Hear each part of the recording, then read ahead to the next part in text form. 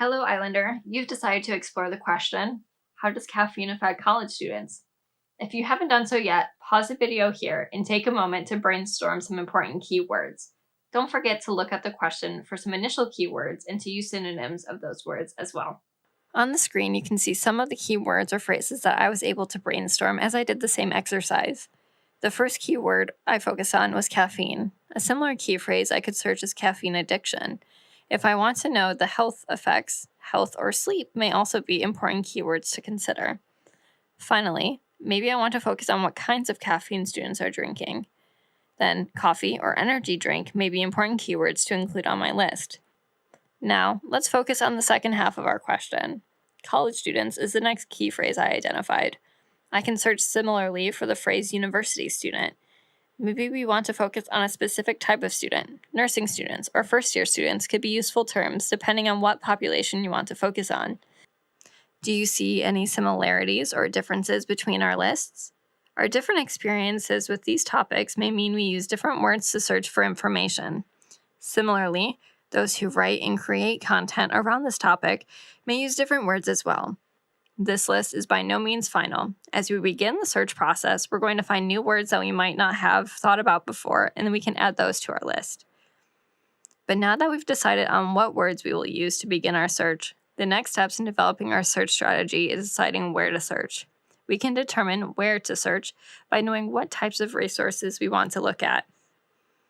Different formats of information give us different perspectives, and different search engines lend themselves better to specific formats of information.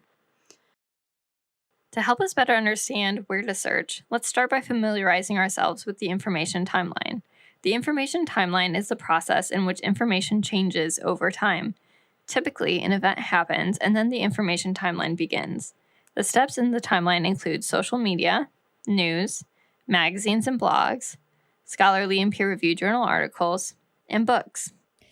Let's use a fictional example of how information travels through the timeline related to caffeine and college students. Let's pretend that a university decided to ban caffeine, including coffee and energy drinks, on campus as a health initiative.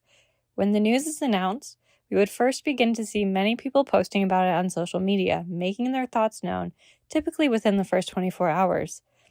Also within the first 24 hours, we'd begin to see news reports about the event.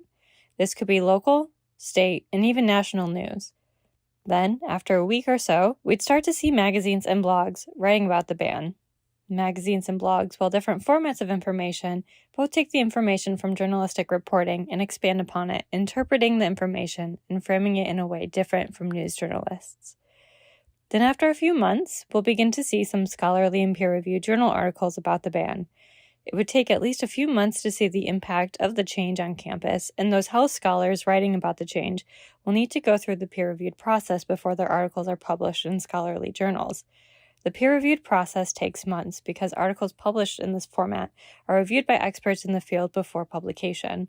And finally, after about a year or so, we'd begin to see the first few books written about the event.